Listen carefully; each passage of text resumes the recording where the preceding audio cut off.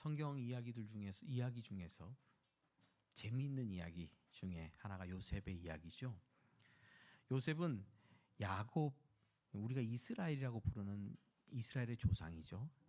야곱의 열째 아들입니다. 어린 시절부터 특별히 야곱이 요셉을 사랑했어요. 그래서 다른 형제들과 달리 채색 옷을, 명품을 사입혀 주었다. 그리고 요셉은 형들이 잘못하는 일이 있으면 그걸 또 아버지한테 가서 형들이 잘못을 그대로 고자질을 했어요. 그러니까 형들의 미움을 온통 받은 사람이었습니다. 근데 더 문제는 뭐였냐면 요셉이 꿈을 꿔요. 꿈을 꾸는데 첫 번째, 두 번째 꿈을 연달아 꿉니다. 첫 번째 꿈은 뭐냐 하면 곡식단 있잖아요. 곡식단. 형들과 자기가 곡식당을 묶는데 자기가 묶은 곡식단에게 형들의 곡식단이 절하는 꿈을 꿉니다. 여러분 이게 무슨 꿈이죠? 얼뜻 봐도 요셉이 형들의 왕이 된다 뭐 이런 뜻이죠.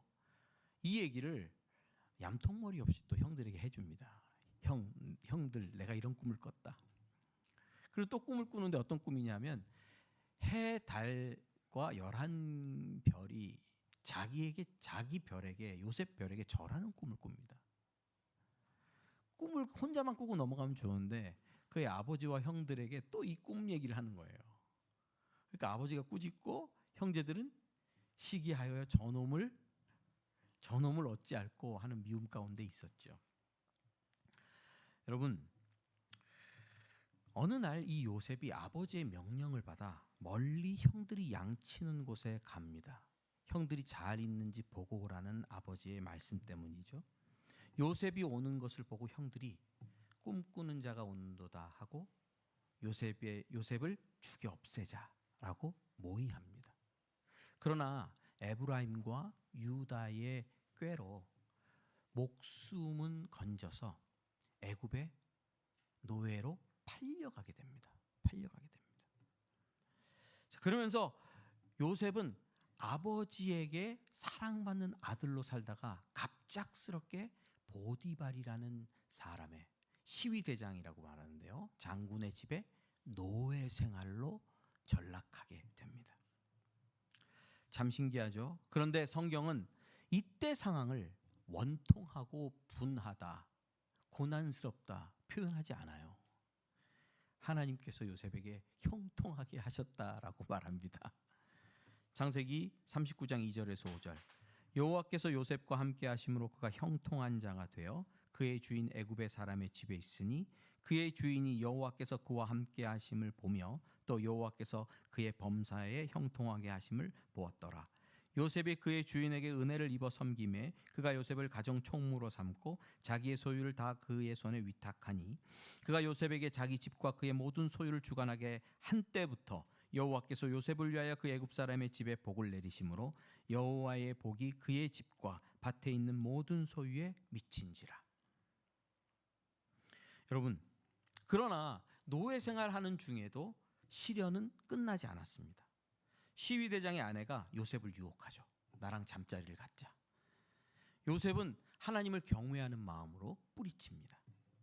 결국 어느 날 자기 옷을 붙들고 늘어지는, 겉옷을 붙들고 늘어지는 보디발 장군의 아내를 뿌리치고 나올 때 겉옷을 내버려 두고 나오거든요. 겉옷을 증거물로 잡고 보디발 장군의 아내가 요셉을 모함합니다. 저놈이 나를 겁탈하려고 했다. 꼼짝없이 요셉은 시위대 감옥에 갇히게 됩니다. 요셉은 어떤 아들이었습니까? 아버지의 사랑을 받은 채색 옷을 입은 아들이었죠. 형제들에 의해서 채색 옷이 벗겨지고 노예의 옷을 입었습니다.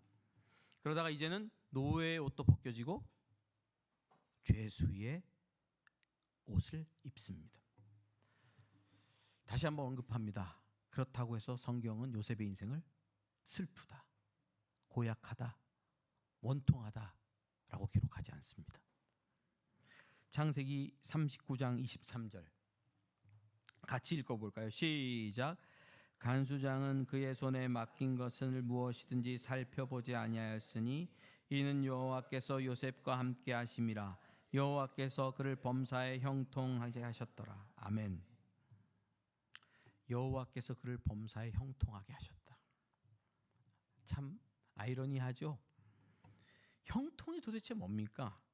단어부터 좀 살펴보면요, 한국말 형통에 해당하는 히브리어 단어는 마트실라라는 발음의 히브리어 발음입니다. 제가 히브리어 발음은 별로 좋지 않습니다. 원래 성적이 별로 안 좋았거든요. 근근히 공부하고 있습니다. 그런데 이 마트실라는 타살라 하는 단어로부터 나온 변화형이에요. 그런데 이 마트실라, 타살라의 뜻은 뭔가 뚫고 나가다라는 뜻이에요. 뚫고 나가다. 힘있게 전진하다. 장애를 넘어 돌파하다. 성공적으로 무슨 일을 진행해 나가다라는 뜻이에요. 형통하다는 그냥 우연히 어떤 일이 대박 쳤다라는 뜻이 아니에요. 한국 분들은 읽을 때 그냥 운이 좋다, 술술 잘 풀린다라는 뜻으로 이 뜻을 받아들입니다. 근데 전혀 그런 뜻이 아니에요. 특별히 요셉과 관련하여 형통하다고 할 때는 거기 이게 붙었습니다. 하나님이 요셉과 함께 계시니. 형통의 이유, 요셉이 고난과 시련을 뚫고 나갈 수 있는 이유, 어려운 상황 속에서도 지혜와 명철로 극복할 수 있는 이유, 하나님께서 함께 하셨다 하는 것이 요셉 이야기에서 형통을 말할 때 쓰입니다. 여러분, 운때가 맞아서 그냥 운때가 맞지 않아서 모든 일이 요셉의 이 모든 일이 진행되고 있는 것은 아닙니다. 하나님이 함께 하시는 형통 때문에 요셉의 이야기는 진행되어 가고 있는 겁니다. 요셉은 하나님께서 함께 하시기 때문에 어려운 상황에서 뚫고 나갔고 힘있게 전진할 수 있었습니다. 더 나아가 하나님께서 목적하신 일도 이룰 수 있었습니다. 우리는 하나님의 아들 예수를 믿죠. 그분이 하나님께서 기름 부어 세운 왕이시다라고 믿습니다. 그렇죠? 그리고 그분의 별명을 마태복음은 임마누엘이라고 합니다. 여러분, 임마누엘의 하나님을 믿으십니까? 하나님이 우리와 함께 계시다라는 뜻이잖아요. 마태복음은 여러 번 이렇게 말씀하죠. 예수님을 믿는 사람에게 함께 하나님께서 함께 하시고 예수님께서 직접 함께 하신다. 마태복음 18장에서 이렇게 말합니다. 두세 사람이 내 이름으로 모인 곳에 나도 그들 중에 있느니라. 믿으십니까? 여기 두세 사람이 뭡니까? 더 많은 사람이 모였죠. 이 자리에 예수님께서 함께 하십니다. 그래서 우리 교회는 형통합니다. 나의 인생에 대해서 뭐라고 말씀하십니다? 뭐라고 말씀하십니까? 보라, 세상 끝날까지 내가 너희와 항상 함께 있으리라. 우리 인생에는 임마누엘 하나님이신 예수 그리스도께서 함께 계십니다. 우리 인생의 형통의 이유, 우리가 고난과 고통을 뚫고 나갈 수 있는 이유, 어려운 일 중에 지혜와 명철로 승리해 나갈 수 있는 이유, 임마누엘 하나님께서 함께 계신다 하는 것인 줄 믿습니다. 여러분, 창세기의 요셉만 형통의 인생을 사는 것이 아닌 줄 아시기 바랍니다. 예수 그리스도를 믿는 모든 사람들은 하나님이 동행하는 형통한 사람들이 되었습니다. 왜 고난이 없겠습니까? 왜 시련이 없겠습니까? 왜 답답한 일이 없겠습니까? 왜 어찌할 바 모르는 미궁에 빠지지 않을 수 있겠습니까? 우리 인생이. 그러나 믿는 사람에게 확실한 것은 하나님이 함께 계셔서 형통케 하신다는 겁니다.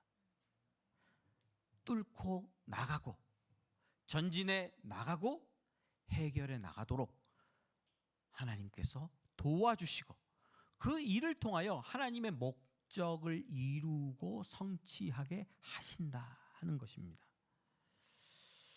요셉에 대해서 계속 살펴보죠.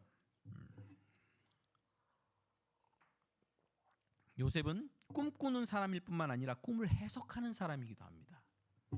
꿈꾸는 사람일 뿐만 아니라 꿈을 해석하는 사람입니다. 시위대 감옥에 갇혔을 때에 두 사람이 들어옵니다. 하나는 떡 굽는 관원장. 이 사람은 왕 앞에 떡을 대령하는 셰프. 또 술 맡은 관원장. 이 사람 뭐죠? 술을 셀렉션 해가지고 제조해서 왕에게 드리는 셰프. 돈 있는 사람들은 셰프가 여러 명 아닙니까? 양식 셰프, 한식 셰프. 왕도 여러 명의 셰프가 있어요. 떡 굽는 사람과 술을 제공하는 셰프. 근데 두 사람이 왕의 노여움을 받고 한날에 감옥으로 들어옵니다. 요셉이 시중을 들었죠. 근데 두 사람이 같은 한날 꿈을 꿔요. 꿈을 꾸고 막 근심하는 거예요. 꿈 해몽이 어떨지 몰라서. 그냥 지나가는 꿈이 있고 뜻이 있는 꿈이 있는 것 같은 꿈이 있잖아요. 요셉은 두 사람의 꿈을 해몽해 줍니다. 꿈대로 술 맡은 관원장은 3일 만에 다시 복직돼서 왕 앞에 술을 대령하게 되고, 떡 굽는 관원장은 어떻게 됩니까? 3일 만에 매달리게 됩니다.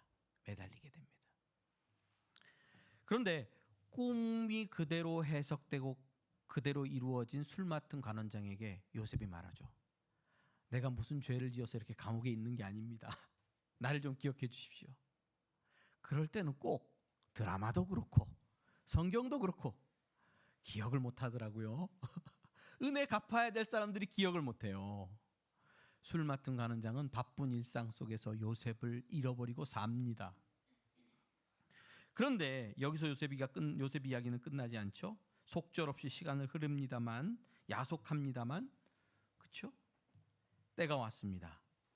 에집트의 황제 파라오죠. 성경은 애굽의 바로 왕이라고 말합니다. 바로 왕이 꿈을 꿉니다. 꿈을 꿨는데 살찌고 아름다운 황소 7. 그런데 그 후에 파리안은 말하자면 삐쩍 마른 황소 7이 나옵니다.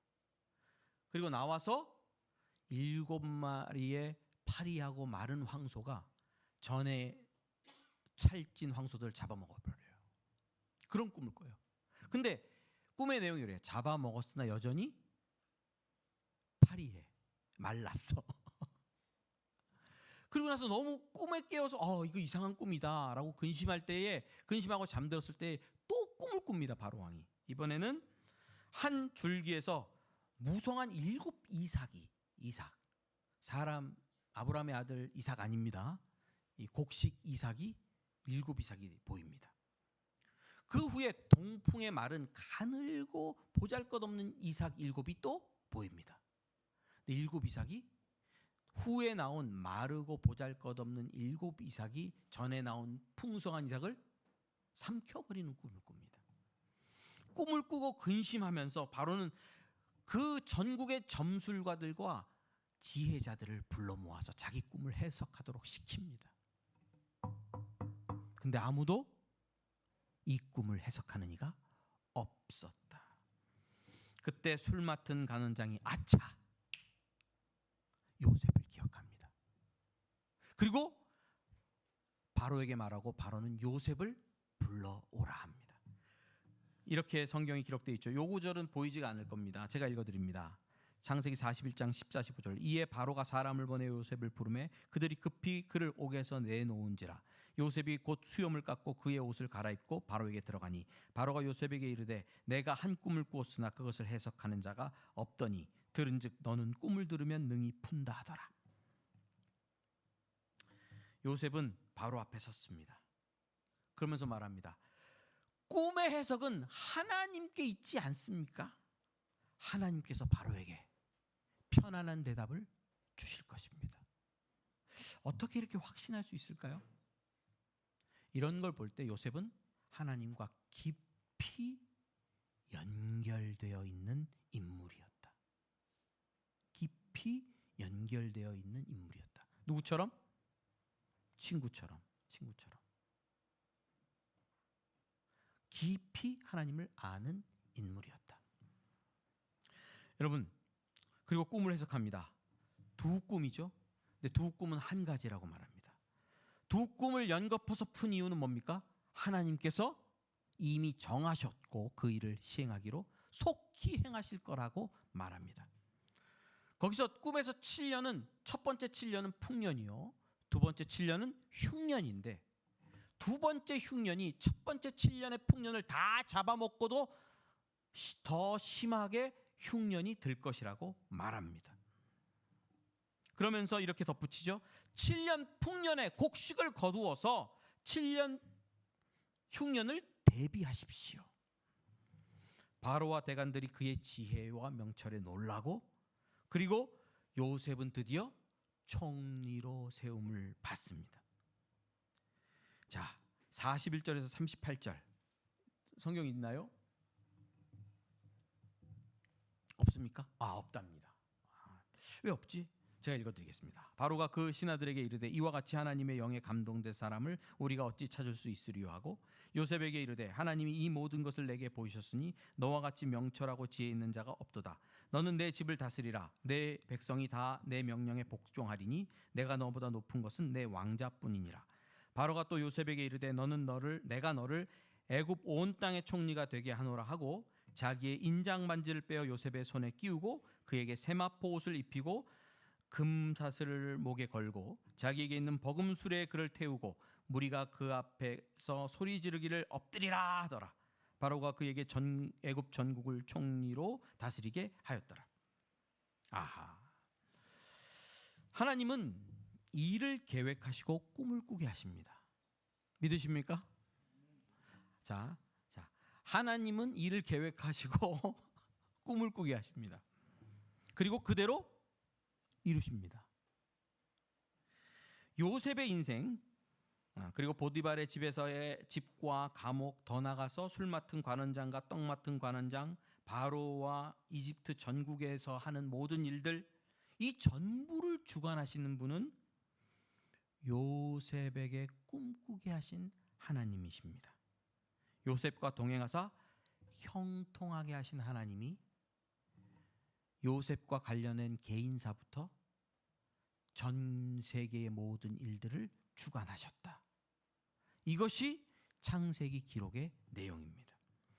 세상 만사 모두 전능한 창조주 하나님의 섭리 아래 있습니다. 믿으십니까? 따라해 보시죠. 세상 만사 모두 전능하신 창조주 하나님의 섭리 아래 있다. 여러분, 우리가 창조주 하나님을 믿는다는 건 뭐예요? 한번 물어봅시다. 창조주 하나님을 믿는 건 뭐예요? 나는 하나님이 살아계시는 걸 알아. 그가 살아계신 것 같아. 이게 믿는 겁니까? 하나님 살아있어. 인정해. 그 정도입니까? 아닙니다. 더 나아가야 됩니다. 내 삶의 주권자, 주관자, 그분이 전능하신 창조주 하나님이시다라는 걸 인정하는 겁니다. 또 믿는 자들뿐만 아니라, 예수님 믿는 자들뿐만 아니라 예수님을 안 믿는 세상을 통치하는 분도 하나님이심을 믿고 고백하는 겁니다. 정치를 볼까요? 이 나라 이 민족은 누가 다스립니까? 정말 하나님이 다스리십니까? 믿습니까? 좌파, 우파, 우왕, 좌왕 이리 갔다 저리 갔다 휩쓸리는 이 나라를 결국 하나님께서 통치하신다라고 믿습니까? 그리고 그 통치를 구하고 그 통치 안에 거하기를 여러분들 소망하십니까? 그래서 그리스도인의 삶은 이렇게 전능하신 창조주 하나님이 내 인생의 주권자다, 주관자다라고 믿는 그리스도인의 삶은 세상의 흐름을 따라가지 않습니다. 하나님의 뜻을 따라 삽니다. 왜죠? 하나님의 뜻은 반드시 이루어지고 성취될 것이기 때문입니다. 할렐루야.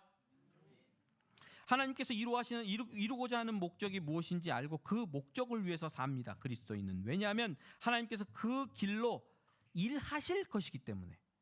그 목적을 하나님의 꿈이라고 부를 수 있는데 그것을 반드시 성취하실 것이기 때문에. 젊은이들, 주무시는 젊은이들, 밤에 잠을 못 자요. 유튜브 때문에, 게임 때문에, SNS 때문에 정신을 우리가 잃고 삽니다. 무엇을 믿고 무엇을 따라 앞길을 계획합니까? 제가 막 대학에 들어갈 때 좀 지나서 보니까 중국 문이 열렸어요. 중국이 공산화로 닫혀있던 중국 문이 열렸어요. 대학에 지원하는 젊은이들이 다 어디로 갔습니까? 어디에 지원을 많이 했어요? 중국어과 막 중국어과 지원했어요. 중국어과. 요즘은 어디 지원해요? AI 배우는데 지원해야 됩니까? 여러분, 신기하게도 한국에 대형 교회들이 생겨났어요. 10,000명, 20,000명짜리 대형 교회들이 생겨났어요. 그리고 멋있는 목사님들이 보이기 시작했어요. 그러자 갑자기 총신신학대학원의 경쟁률이 올라가기 시작했어요. 막 10대 1 막 이렇게 올라갔어요. 그리고 그때 당시 조사했을 때, 한참 옛날 얘기입니다. 요즘 안 그렇습니다. 이화여대 여자 대학생들에게 물었어요. 신랑감으로 자기와 결혼할 남편으로 어떤 직업을 가지면 좋겠냐? 의사 있었겠죠? 변호사 있었겠죠? 목사도 있었습니다. 신기하죠? 그땐 그랬습니다. 여러분, 어디에 줄대고 무엇을 위해서 살겠습니까? 어떤 방향을 향하여 인생을 살아나갈 겁니까? 세상을 향한 하나님의 꿈, 목적이 무엇인지 알고 그리로 발을 뻗어야 됩니다. 그 꿈을 내가 꾸어야 됩니다. 그리고 그 꿈을 향해 걸어가야 됩니다. 그 안에서 진정한 형통을 경험하게 됩니다. 왜 기도해야 되고 왜 성경 봐야 됩니까? 왜 이렇게 성경 말씀을 가르치는 이 설교 시간에 핏대를 올립니까? 하나님이 어디로 어떻게 인류의 역사와 교회와 내 인생을 이끌어 가고 계시는지 모르면 자꾸 딴 길로 가게 되는 겁니다. 그걸 방황이라 그럽니다. 방황하면서도 자기가 방황하는지 모르면 방탕합니다. 시간을 허비해버리고 하나님의 뜻과 상관없는 어둠의 일에 충성하게 됩니다. 젊은이들이여 꿈을 가지라. 예, 하나님의 꿈을 가지십시오. 그건 어디에 써 있습니까, 목사님? 어떻게 할 수 있습니까? 성경 읽어보세요. 기도해 보세요. 어떤 직업을 갖든지 어떤 일을 하든지 하나님께서 여러분들의 인생을 하나님의 꿈으로 인도해 가십니다. 요셉은 꿈꾸는 자인 동시에 꿈을 해석하는 사람입니다. 맞죠? 그렇다면 그는 자기가 꾼 꿈의 의미를 알고 있었을까요? 바로왕의 꿈도 해석했고 술 맡은 관원장, 떡 굽는 관원장의 꿈도 해석했다면 자기가 어렸을 때 꾼 꿈은 해석했을까요? 저는 그 질문이 들더라고요. 이번에 성경을 읽으면서. 요셉은 알았을까요? 형제들의 곡식단이 자기에게 절하는 꿈의 의미를, 11별과 해와 달이 자기에게 절하는 꿈의 의미를 알았다면 언제부터 알았을까요? 결국 요셉은 애굽의 총리 대신이 되고 형제들은 곡식을 사기 위해 누구에게 오죠? 애굽으로 요셉 앞에 와서 절을 합니다. 꿈이 성취되죠. 요셉이 이렇게 말합니다. 4절부터 됩니까? 예, 제가 쭉 읽어보겠습니다. 요셉이 형들에게 이르되 내게로 가까이 오소서. 그들이 가까이 가니 이르되 나는 당신들의 아우 요셉이니 당신들의 애굽의 판자라. 형들이 깜짝 놀랐겠죠. 당신들이 나를 이곳에 팔았다고 해서 근심하지 마소서, 한탄하지 마소서. 하나님이 생명을 구원하시려고 나를 당신들보다 먼저 보내셨나이다. 이 땅에 2년 동안 흉년이 들었으나 아직 5년은 밭갈이도 못하고 추수도 못할지라. 하나님이 큰 구원으로 당신들의 생명을 보존하고 당신들의 후손을 세상에 두시려고 나를 당신들보다 먼저 보내셨나니 그런즉 나를 이리로 보내신 이는 당신들이 아니요 하나님이시라. 그런즉 나를 이리로 보내신 이는 당신들이 아니요 하나님이시라. 하나님이 나를 바로에게 아버지로 삼으시고 그 온 집의 주로 삼으시며 애굽 온 땅의 통치자로 삼으셨나이다. 아멘. 요셉이 언제인지는 모르겠지만 본인이 꾼 꿈의 의미를 깊이 알고 있습니다. 형제들의 곡식당이 자기에게 절한다는 의미를, 해달별이 자기에게 절한다는 의미를 알고 있습니다. 이 의미가 단지 자기가 추앙받는 자리에, 다스리는 자리에 오르는 것만이 아니라 자기로 말미암아 이스라엘 백성과, 그렇죠? 온 나라 백성들이 이 흉년에서 죽지 않고 생명을 보존하게 하시려는 하나님의 뜻이 있다는 것을 알고 있습니다. 그래서 요셉은 형제들 앞에 나를 애굽에 팔았으므로 한탄하지 마소서. 하나님께서 나를 당신들보다 먼저 애굽으로 보내셨다. 내가 당신의 아버지와 당신의 자손들을 먹여 살릴 것이니까 걱정하지 마십시오 라고 진술하고 있습니다. 그는 이 꿈이 철저히 하나님의 뜻으로 보았고 그 뜻이 성취되었다고 보았습니다. 하나님의 계획으로 일어난 일이며 하나님이 진행하신 사건이라고 믿었습니다. 하나님이 생명을 구원하시려고 나를 당신들보다 먼저 보내셨다고 깊은 확신 속에 형제들을 위로하고 형제들에게 평안을 주고 있습니다. 여러분, 한번 물어볼게요. 여러분들 어떤 꿈을 꾸세요? 자, 봅시다. 꿈을 꿔요? 꿈을 꾸기나 하세요? 꿈을 꾸기나 해? 요한아, 어떤 꿈을 꿔? 꿈이 꿔져? 안 꿔져? 요즘 넷플릭스 드라마 제가 재밌게 보는데 모자무사. 모자를 무지하게 싸게 사자 이게 아니고요. 모두가 자기 자신의 무가치함과 싸우고 있다 이런 뜻입니다. 이런 제목인데요, 드라마. 명작이에요. 꼭 보세요. 오늘 밤에도 11화 12화 이제 오늘 내일 이제 기다리고 있습니다. 제가 일주일 동안 그것만 기다려요. 모자무사 언제 하나. 나의 아저씨 나의 해방일지를 쓴 박혜영 작가 작품입니다. 좀 근데 톤이 달라요. 거기 주인공이 구교환 씨가 주인공 역할을 하거든요. 황동만. 그리고 황동만 형 역할로 박해준 씨가 연기를 하는데, 박해준 씨 여기 원래는 시인인데 뭐 이것저것 다 상실감에 빠져서 노가다 하면서 인생을 보내는 그런 아저씨로 나와요. 막 등치만하고 무뚝뚝한 아저씨로. 근데 그 아저씨 변은하라고 하는 여자 주인공이 있는데 이거 다 설명하기 어려운데 봐야 돼. 고윤정 씨라고, 내가 우리 닮았다고 맨날 그렇게 얘기를 하는데, 고윤정 씨가 역할을 맡은 변은하라는 인물에게 밥 먹는 자리에서 뻣뻣하게 밥 먹고 어색하게 밥 먹고 이 밥이 한 숟갈도 넘어가지 않는 그런 자리에서 대뜸 질문을 합니다. 황동만, 구교환의 형. 어떤 질문이냐면 너는 인생의 목적이 뭐야? 이렇게 물어봅니다. 갑자기 밥 먹다가 너는 인생의 목적이 뭐야? 고윤정 씨죠. 변은하 역할을 하는 고윤정 씨가 이렇게 말하죠. 한참 생각하다가 망설이면서 말합니다. 자기는 힘 있는 엄마가 되는 게 목적이라고. 힘 있는 엄마. 작가, 감독, 성공한 어떤 셀럽이 아니고 힘 있는 엄마가 되는 게 목적이다. 좋지 않습니까? 나도 힘 있는 아빠가 돼야 되는데. 여러분, 저는 이 드라마를 보고 이 장면을 보면서 내 인생의 목적은 뭔가 새삼 생각해봤어요.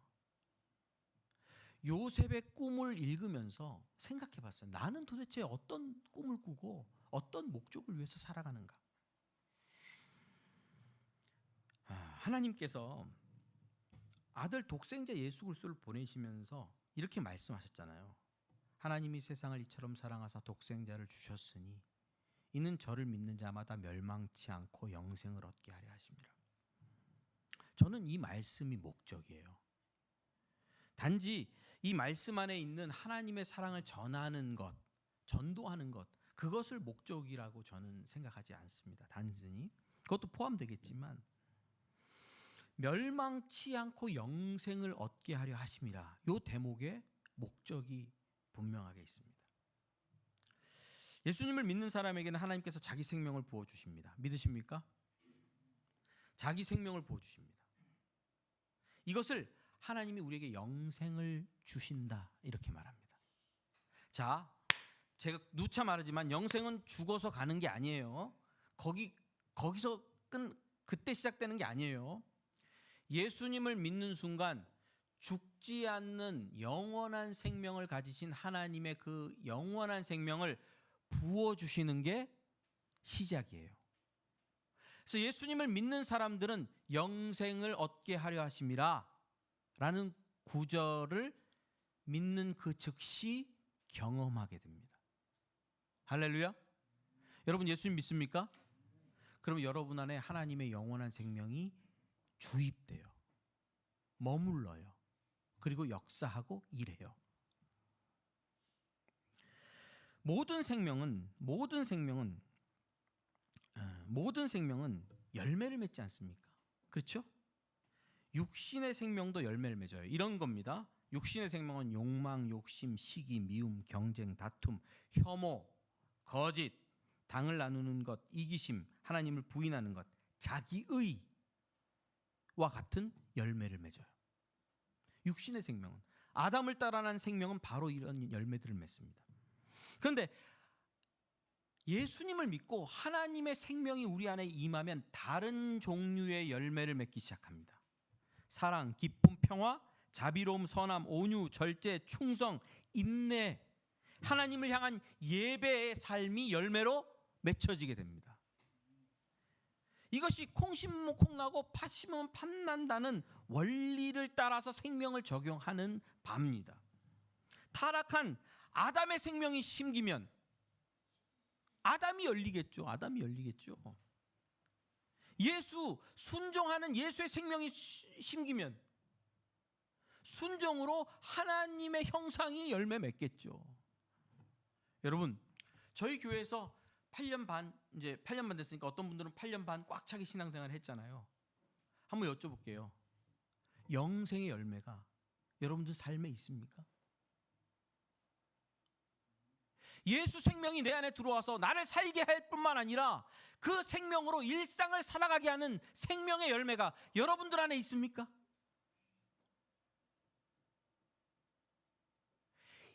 이 생명으로 살고 내가 홍성진 목사가 이 생명으로 살고 이 생명으로 열매 맺고 또 나와 함께하는 사람들이 이 생명으로 살고 이 생명으로 열매 맺게 하는 것이 제 인생의 꿈이고 목적인 거죠.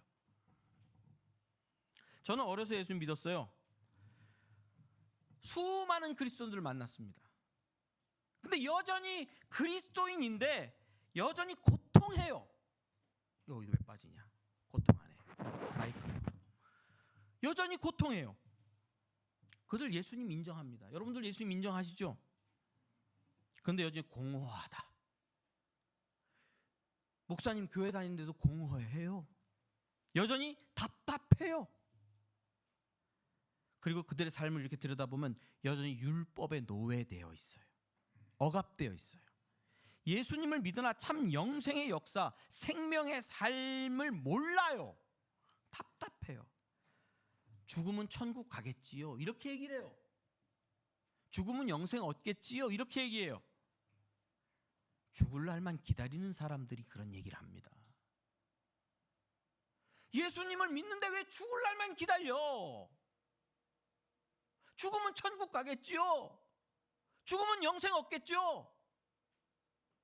그리고 우리 애들이나 잘 됐으면 좋겠고 돈 문제나 해결됐으면 좋겠어. 이게 그리스도인의 삶의 전부예요. 그 그리스도인의 삶에는 고난과 고통과 억압과 답답함이 끊어지지 않는 거야. 이게 저를 미치게 한 나의 신앙이었고 저를 답답하고 뒤집어지게 만든 한국교회 성도들의 신앙의 문제였어요. 여러분, 교회를 왜 안 빠지는 줄 아세요? 하나님이 치실까 봐. 왜 11조를 하시는지 아세요? 하나님께서 손해보게 하실까 봐. 11조 안 드리면 병들어서 병원에 돈 갖다 준다. 그럴 수 있습니다. 하나님께서 그런 방식으로 어떤 때는 우리를 다루시는 경우도 있다고 저는 믿습니다. 그러나 신앙생활의 모든 동기가 두려움, 무서움, 지옥 갈까 봐. 저는 이런 모든 그리스도인들에게 예수 생명이 부어지고 그 생명이 역사하여 자라고 열매 맺게 한다는 진리를 전해야 한다고 믿습니다. 그리고 나 스스로도 그런 생명의 역사를 경험하고 누리고 열매 맺어 가야 된다고 믿습니다. 이것이 예수 그리스도께서 십자가에서 못 박혀 죽으신 목적이라고 저는 생각합니다. 우리 교회 이런 꿈을 꿈꿉니다. 모든 그리스도인들은 이 생명을 꿈꿉니다. 여러분, 생명의 삶을 꿈꾸십시오. 생명의 삶을 꿈꾸는 그리스도인들 되십시오. 어렵잖아요. 힘들잖아요. 기도 제목이 많잖아요. 그래도 하나님이 함께 하십니다. 뚫고 나가게 하십니다. 왜 가능하냐면 그 생명이 우리 안에서 역사하기 때문에. 어찌할 바 모르는 막 앞뒤가 막히고 어떻게 해결해야 돼? 내가 무엇을 해야 돼? 모르는 그런 답답한 상황. 지혜를 주십니다. 생명은 지혜를 내포합니다. 그 생명이 지혜와 명철로 깨닫게 하고 길을 찾아 움직이게 합니다. 여러분, 어디에 서 계십니까? 하나님이 내 기도에 응답을 안 해주셔. 하나님이 나를 안 도와주셔.